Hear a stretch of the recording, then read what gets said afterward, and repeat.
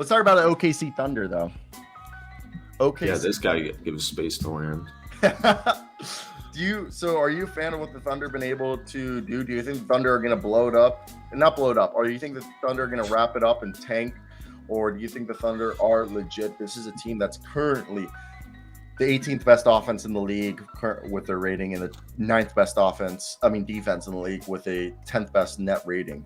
Are we going to talk about the fact that the Oklahoma City Thunder are a team that can go ahead and make the playoff?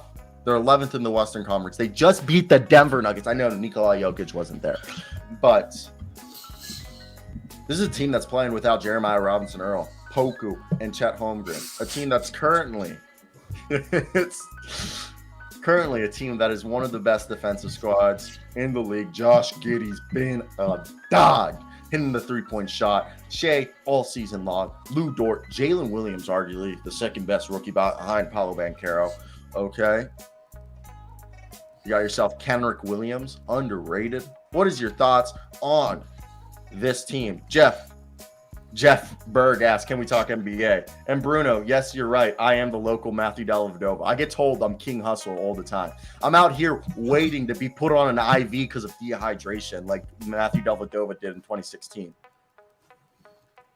But Poku's out right now with, I believe it was a broken, I want to say it was ankle, not ankle. He had a broken leg. It was a non-displaced tibia fracture, similar to what Obi Toppin suffered earlier in the season. But what are your thoughts right here? Who's the key pieces? I think they found their core. The core is Shea, Lou Dort, Josh Giddey, J-Dub, Kenrick Williams.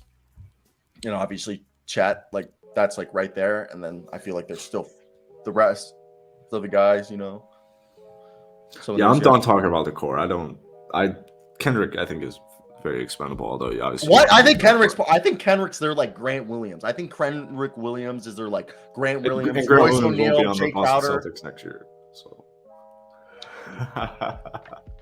All right. Here's the thing. I still don't think OKC gets to the play-in tournament. I think they should try, which they're obviously doing right now, and they're doing a pretty good job about it. The only reason I bring that up is I think, and I'm so glad to not be playing Josh Giddey in fantasy this week anymore. That was a tough week. He's so good. He's so talented. And, Shea obviously is a stud, and the future is very bright for this team. But the way I see it, in the top 10, there's only one available spot, and I think it's going to be the Utah Jazz, because I think they'll blow it, or they're not going to do a full blow up, but I think they'll make some trades. So there's only one spot available, but then you're also battling out with Los Angeles, Portland, and Utah. The way the season's gone, they probably still won't just fall out of it. I think it's in their best interest to compete. I know that's not what the plan is, but I don't think establishing all these losing cultures helps out basketball teams. However, this is a good team as far as drafting goes, which I think is hard to say about a lot of teams in the league. So I think just keep going, keep trying. I mean, we're actually only 2 months or 2 weeks, 3 weeks away from the trade deadline. I don't think this team was going to make that many trades to begin with. So I'm not even thinking about Darius Baisley. The only person on this team that's tradable is Darius Baisley. And that is because he's going to be a restricted free agent. And this is a team that only has one first-round draft pick this upcoming draft. And you got to think about they got to think about it. Like, they got to start making. We've talked about the core in so many videos. They've got to start making, decisions. Who's going to be their 9-man rotation next year? Which of these players are actually getting? Because next year they are a playoff team. Next year, it's kind of how we think about the Orlando Magic. It's kind of how we think about the Detroit Pistons. They're going to probably start bringing in vets. So that is why, only player on this team right now is Darius Baisley, who could be traded. Then in the offseason, this could be a team that we see, maybe they do trade, Trey Mann. Kevin Durant. I don't know not Kevin Durant. I mean, I think this is a team that definitely goes out and gets themselves a vet, Bradley Beal.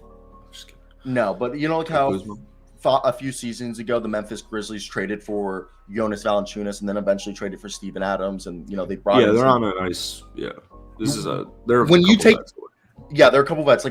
Orlando has a couple of vets, and Detroit has a couple of vets, because when you feel like you want to take that next jump, and this is how I think the Memphis Grizzlies did it best.